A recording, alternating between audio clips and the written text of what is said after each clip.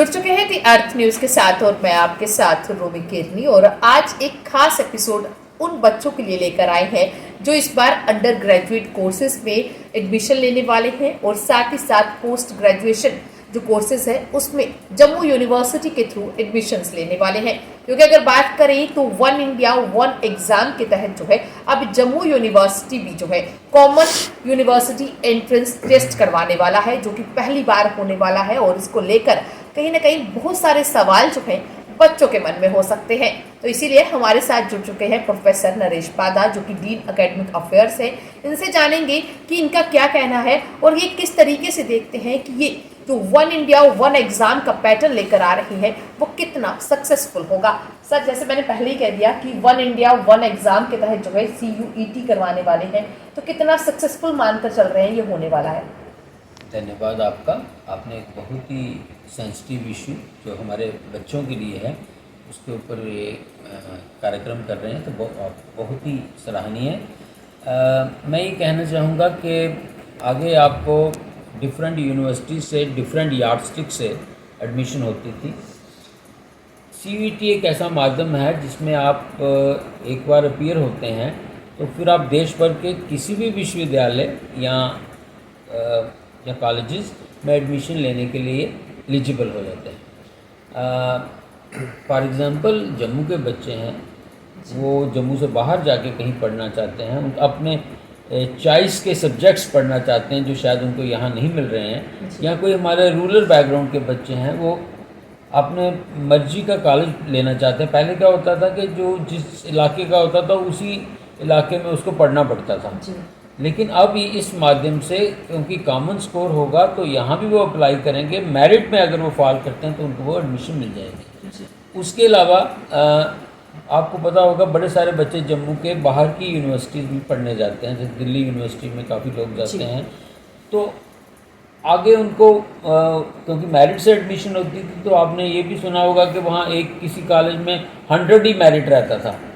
तो हमारे बच्चे या दूसरी यूनिवर्सिटी में यहाँ इतने परसेंटेज नहीं दी जाती, कई जगह ज़्यादा परसेंटेज दी जाती है कई बोर्ड्स या यूनिवर्सिटीज़ में, तो उससे क्या होता था कि हमारे बच्चे पीछे रह जाते हैं। लेकिन अब उनके पास ये सुविधा रहेगी, एक अपॉर्चुनिटी रहेगी, CUET स्कोर वैलिड होगा सब जगह। जी, जैसे इस पर तकरीबन देखा जा रहा है कि 53 यूनिवर्सिटीज़ जो हैं इस बार पार्टिसिपेट कर रही हैं। एक बहुत बड़ी चीज़ है, बच्चों को एक एक्सपोजर तो मिलेगा, साथ ही अपॉर्चुनिटीज़ जो हैं वो ज़्यादा हो जाएंगी बच्चों के पास। तो किस तरीके से मानकर चले कि ये JUET जो है, यानी कि जो जम्मू यूनिवर्सिटी का एंट्रेंस टेस्ट रहता था उससे डिफरेंस होगा, उसमें काफ़ी ज़्यादा इसमें क्या बदलाव देखने को मिलेगा या उसका पैटर्न चेंज होगा, क्या क्या चीज़ें रहेंगी? नहीं, इसमें बिल्कुल टोटल पैटर्न चेंज है। जब JUET जो होता था उसमें 25% कंपोनेंट था टेस्ट का, जो एक जर्नल टेस्ट होता था, और 75% कंपोनेंट था उनके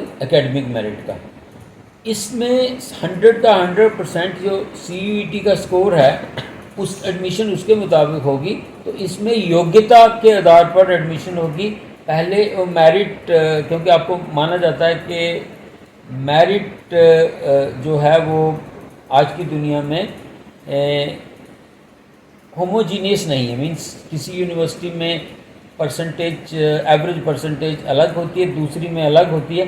तो अलग अलग इंस्टीट्यूशन के लोगों को, बच्चों को एक जगह से एवेल्यूएट करना या उनको रिकॉग्नाइज करना कहीं ना कहीं क्वेश्चन आता था। तो इससे वो क्वेश्चन जो है दूर हो जाएगा, हर बच्चे को बराबर मौका मिलेगा हर कोर्स के लिए कम्पीट करने के। क्या मानकर चलें कि इस बार जम्मू यूनिवर्सिटी जो है यूनिफॉर्मिटी की तरफ कदम रख रही है? क्योंकि पहले हमने देखा है कि एक जम्मू यूनिवर्सिटी ने अलग पैटर्न ही अपनाया है और बाकी यूनिवर्सिटी के साथ वो मुकाबला नहीं रहा है। पर अब क्या ये मकसद है जम्मू यूनिवर्सिटी का, एक यूनिफॉर्मिटी जो है आए? इसमें इसका मकसद है रियल टैलेंट को आइडेंटिफाई करना। किस बच्चे, क्योंकि एक बच्चा देखिए अगर वो फिज़िक्स का टेस्ट देता है या वो फिर मैथ का टेस्ट देता है और वो पॉलिटिकल साइंस का टेस्ट देता है, तो जिसमें उसका एप्टीट्यूड अच्छा होगा उसमें वो अच्छा परफॉर्म करेगा। तो योग्यता अनुसार एडमिशन देना ये ज़्यादा ट्रांसपेरेंट है क्योंकि इसमें टोटली अनबायस्ड और यूनिफॉर्म तरीके से एवेलुएट किया हुआ जो एग्ज़ामिनेशन सिस्टम है वो उसके ऊपर एडमिशन हो रही है, तो ये बहुत ही सही है और बच्चों की योग्यता को के मुताबिक ही उनको स्थान प्रदान करेगा और यूनिवर्सिटी प्रदान करेगा या रीजन प्रदान करेगा। सर मैंने बहुत सारे बच्चों को इस क्वेरी में मुश्किल में देखा है कि वो लगातार ये सोच रहे हैं कि वो कितनी सब्जेक्ट्स के लिए अप्लाई कर सकते हैं और कौन सा बच्चा कितने सब्जेक्ट्स के लिए अप्लाई करे, क्या इसके लिए कोई अलग से क्राइटेरिया है, कुछ है। कुछ बच्चों ने तो फॉर्म फिल कर लिए हैं, कुछ ने अभी तक नहीं भरे हैं, उनके लिए लगातार जो है दिक्कत आ रही है। तो आप उनको कैसे बताएंगे कि कौन कौन बच्चा जो है कितने जो सब्जेक्ट्स है उसके लिए अप्लाई कर सकता है? हाँ, ये बहुत इम्पॉर्टेंट क्वेश्चन है। देखिए मैं बताता हूँ कि हम इसमें एक है कि यूनिवर्सिटी का common university entrance examination is one component, लेकिन admission in a particular university will depend upon the policy of the university. तो हमारे में है फॉर एग्जांपल जम्मू यूनिवर्सिटी में या जम्मू यूनिवर्सिटी के एफिलेटेड कॉलेजेस में किसी बच्चे को एडमिशन लेनी है, तो मान लीजिए कि वो फिज़िक्स ऑनर्स लेना चाहता है, तो फिज़िक्स ऑनर्स या फिज़िक्स ऑनर्स विद रिसर्च करना चाहता है, तो उसको एक फ़िज़िक्स का पेपर देना होगा क्योंकि मीडियम ऑफ इंस्ट्रक्शन इंग्लिश है, तो एक इंग्लिश का जनरल इंग्लिश का पेपर देना होगा और एक जनरल नॉलेज का पेपर देना होगा। इन तीनों सब्जेक्ट्स का कंपोजिट मेरिट उस सब्जेक्ट के लिए होगा। ऐसे ही अगर कोई केमिस्ट्री में करना चाहता है तो केमिस्ट्री, जनरल इंग्लिश और जनरल नॉलेज का कंपोजिट मेरिट। हाँ, इतना ज़रूर है कि अगर किसी सब्जेक्ट में सारे बच्चे जो अपीयर होते हैं उस कम्बिनेशन से वो कंज्यूम हो जाते हैं और सीटें खाली रहती हैं, तो फिर सेकंड प्रेफरेंस में एडमिशन हम करेंगे जनरल इंग्लिश और जनरल नॉलेज के बेसिस में अगर बचती हैं। पीजी में ऐसा नहीं होगा, पीजी में सारी कम्बिनेशन से भर जाएंगी जैसा हमारा एक्सपीरियंस है, लेकिन यूजी में जो रिमोट एरिया के कॉलेजेस हैं हो सकता है उसमें किसी एक सब्जेक्ट की सीटें खाली रह जाएं। तो अगर कोई बच्चा जिसने जनरल इंग्लिश और जनरल वो दिया हुआ है जनरल नॉलेज का, वो उसके लिए compete कर सकता है, नंबर वन। अब है कि कितने सब्जेक्ट उसको देने चाहिए जी। तो जैसे मैंने बताया कि अगर बच्चा एक फिज़िक्स के लिए compete करना चाहता है, केमिस्ट्री के लिए compete करना चाहता है और से बॉटनी के लिए compete करना चाहता है, तो ऑनर्स रखना चाहता है, तो उसको एक जनरल इंग्लिश का पेपर ज़रूर देना है, एक जनरल नॉलेज का पेपर ज़रूर देना है। फिर जो सब्जेक्ट, अगर वो फिज़िक्स, अगर वो केमिस्ट्री, अगर वो बॉटनी, उन सभी का सब्जेक्ट उनका भी पेपर देना। हाँ, जो लैंग्वेजेस है जैसे हिंदी है या जैसे उर्दू है या डोगरी है, तो उसको उनके लिए 3 टेस्ट नहीं देने, 2 ही देने हैं, एक जनरल नॉलेज और दूसरा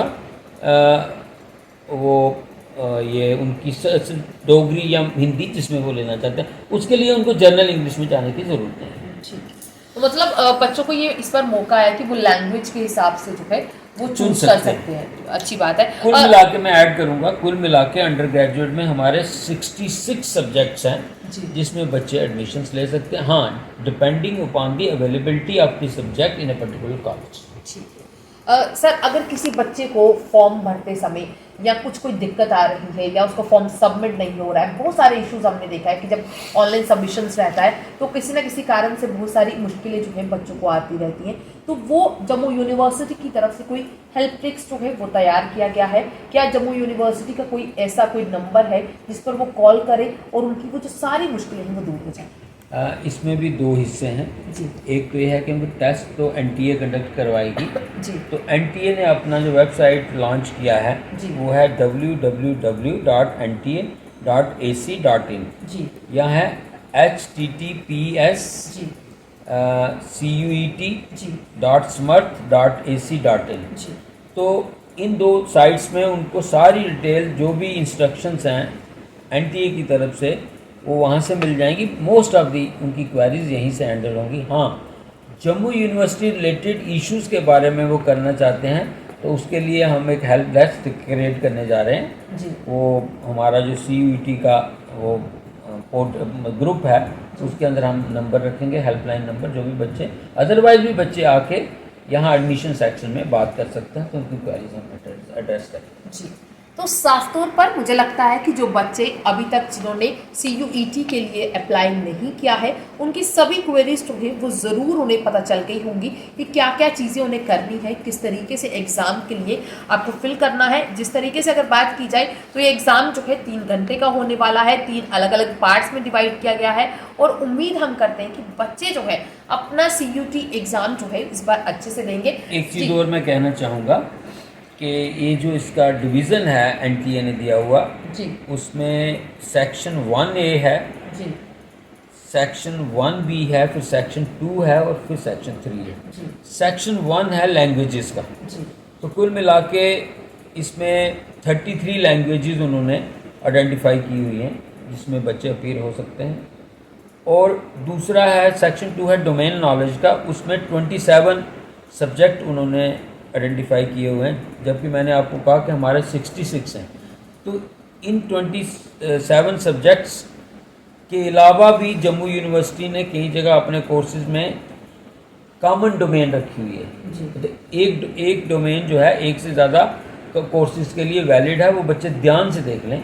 एलिजिबिलिटी ज़रूर बढ़े। एक प्रोफार्मा है, जी ये जो मैं आपको दिखाना चाहता हूँ, ये प्रोफार्मा।